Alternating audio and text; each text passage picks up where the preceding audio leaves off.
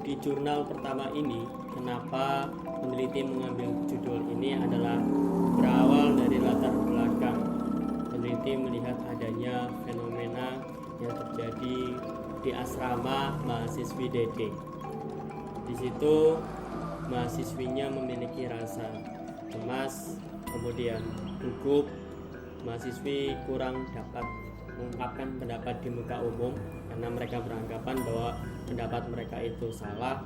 Kemudian mereka beranggapan bahwa orang lain itu negatif, mereka beranggapan bahwa orang lain itu lebih baik darinya, mereka terlalu memiliki ketergantungan kepada teman. Kemudian mereka tidak mampu mengambil keputusan dan menyelesaikan permasalahan-permasalahannya. Kemudian yang terakhir, mereka memiliki ekspektasi yang tinggi, tapi mereka tidak dapat mewujudkannya. Nah, berangkat dari fenomena-fenomena yang ada, peneliti menarik kesimpulan bahwa adanya tingkat kerendahan kepercayaan diri pada mahasiswi di asrama DD. Nah, penelitian ini sangat penting. Diharapkan nantinya penelitian ini dapat mengaktualisasikan potensi-potensi yang ada, tentunya potensi-potensi yang positif dari mahasiswi sehingga mereka dapat berubah ke arah yang lebih maju.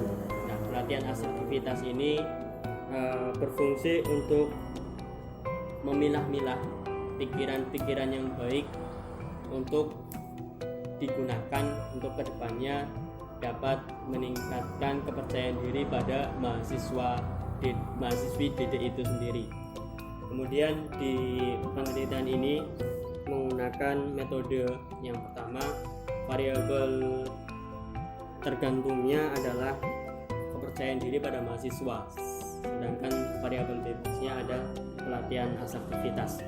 Untuk pengolahan datanya sendiri menggunakan metode Mann-Whitney dan Wolcott.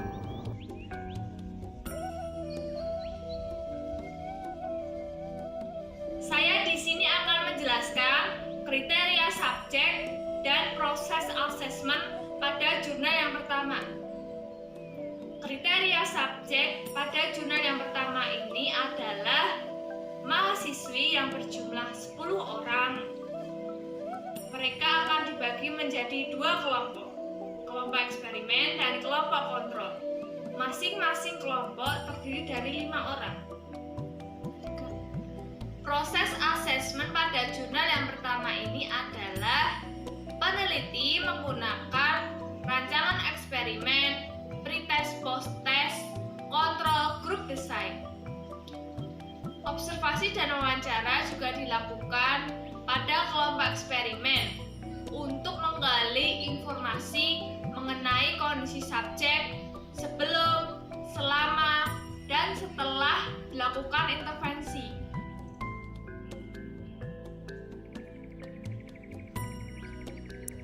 Selanjutnya adalah intervensi. Nah, dalam hal ini penelitian itu menggunakan pelatihan asertivitas, yang mana pelatihan asertivitas ini tuh cocok untuk individu yang mengalami kesulitan dalam menerima kenyataan bahwa apa yang sebenarnya ia lakukan itu benar. Nah, dalam hal ini terdapat 3 tujuan. Yang pertama itu untuk mengembangkan kemampuan dan keterampilan yang ia miliki. Yang kedua itu untuk menggali potensi agar dia itu percaya pada potensinya. Yang ketiga itu agar dia itu dapat memecahkan permasalahan dalam kehidupannya. Nah, dalam pelatihan ini terdapat 5 metode. Yang pertama acting, games, bermain peran, modeling, dan studi kasus. Untuk hasil sendiri, itu terdapat 3 hasil. Yang pertama itu dengan uji Mann-Whitney, itu terdapat hasil adanya perbedaan individu yang tidak diberikan intervensi dengan yang diberikan intervensi. Yang kedua itu dengan uji Wilcoxon Rank Test, itu adanya tingkat perbedaan individu sebelum diberikan intervensi dengan sesudah diberikan intervensi. Dan yang terakhir dengan metode wawancara dan observasi selama pelatihan berlangsung. Nah, di sini tuh terdapat hasil bahwa semua partisipan itu udah berperan aktif dan sudah dapat menerima kritikan dari orang lain, dapat mendengarkan pendapat orang lain secara seksama.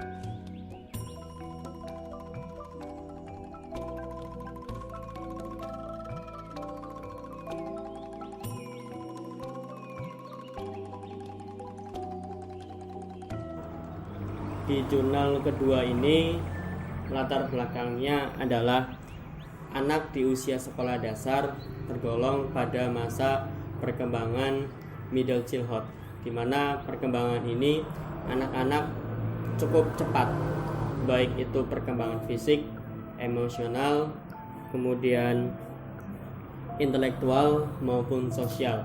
Namun pada perkembangan ini juga ada masalah-masalah.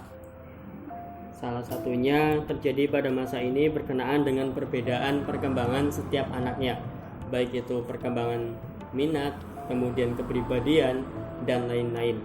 Nah, oleh karena itu pengalaman buruk yang terjadi pada interaksi anak baik dengan teman sebagainya, dengan keluarga maupun dengan orang-orang di sekitarnya itu harus dihindari agar tidak dapat mengurangi tingkat self-esteem pada anak, seperti itu. Nah, penelitian ini bertujuan untuk menerapkan art terapi pada anak yang tujuannya untuk meningkatkan self-esteem pada anak. Metode penelitian yang digunakan adalah kualitatif dan kuantitatif.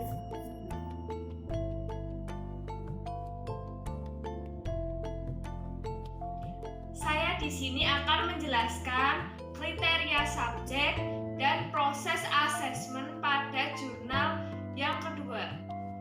Kriteria subjek pada jurnal yang kedua ini adalah yang pertama, 5 anak usia middle childhood 6-11 tahun yang berjenis kelamin perempuan. Yang kedua, anak dengan skor intelijensi rata-rata atau di atas rata-rata. Yang ketiga, anak yang pasif dan kurang percaya diri. Yang keempat, anak yang memiliki skor lebih rendah dari 163,2 pada alat ukur self-esteem. Proses asesmen pada jurnal yang kedua ini adalah setelah dirujuk oleh pihak HUM, kelima anak kelas 4 SD melakukan pretest untuk mengetahui tingkat self-esteem. Mereka melakukan pretest dengan menggunakan alat ukur self-esteem. Observasi dan wawancara juga dilakukan untuk mengetahui gambaran partisipan.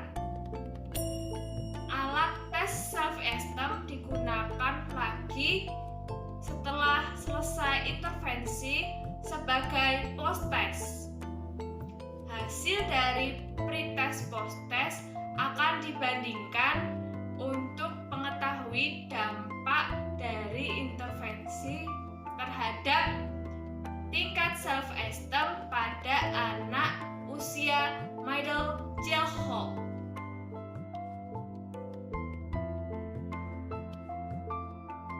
Untuk selanjutnya adalah metode intervensi. Nah, di sini tuh menggunakan art terapi yang mana ini tuh teknik yang paling efektif untuk anak usia 6-11 tahun untuk meningkatkan self-esteem mereka. Nah, di art terapi ini itu diberikan 6 sesi. Nah, setiap sesi itu diberikan waktu 50-80 menit. Nah, satu sesi terdapat 5 kegiatan. Pertama, workout, di mana individu tersebut disuruh menggambarkan garis tanpa putus. Nah, yang kedua itu emotional expression, yang mana dia itu disuruh untuk menggambarkan hubungan sosial mereka. Nah, yang ketiga itu recalling event, yang mana mereka itu disuruh menggambarkan pengalaman baik buruk. Nah, yang keempat itu restitution, mereka itu disuruh menggambarkan figur positif dalam diri mereka. Dan yang terakhir termination, mereka itu disuruh membuat sebuah karya yang berjudul Aku Ingin Menjadi. Nah, dari termination ini didapatkan hasil bahwa semua partisipan itu berusaha untuk mengubah penampilan mereka, kecuali si GM yang malah mengubah suasana dalam ruangan tersebut. Nah, selanjutnya hasil dari penelitian ini dengan menggunakan intervensi art terapi ini ditemukan hasil bahwa hanya ada 3 partisipan yang dapat meningkatkan self-esteem mereka, yaitu si AP, AR, dan juga SA.